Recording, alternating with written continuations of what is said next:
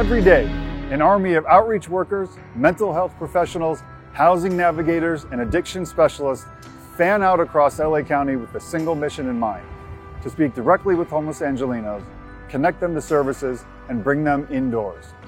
These women and men are often the first point of contact for those living on our streets. They get to know the names of our unsheltered neighbors, learn their stories, and find out what they need to get back on their feet, whether that's a bed, a meal, health care, reconnection to a family member, help searching for a job, or permanent housing. When Mayor Garcetti took office, our city was funding just 6 of these outreach workers. Now that number is 90 and growing. Countywide, investments in outreach workers have historically been inadequate.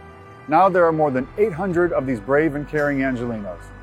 Today, the Los Angeles Homeless Services Authority operates 15 homeless engagement teams just in the city, and for the coming year, the city has increased funding for these efforts by 37%.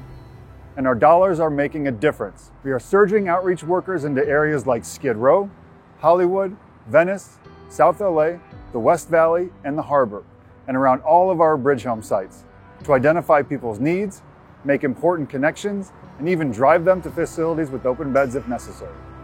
Outreach workers are the tip of the spear for all of the mayor's plans to solve this crisis, and our strategy is yielding tangible results. In just the second half of last year, our teams engaged nearly 10,000 homeless Angelenos, and more than half received direct services or were successfully connected to service providers. Hundreds were placed in crisis or bridge housing, and hundreds more were linked to permanent housing resources or placed in a home for good.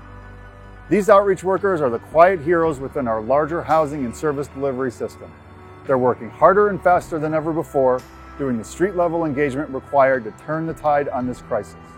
They're our first responders, standing on the front lines of our efforts to lift people up and move them off our streets.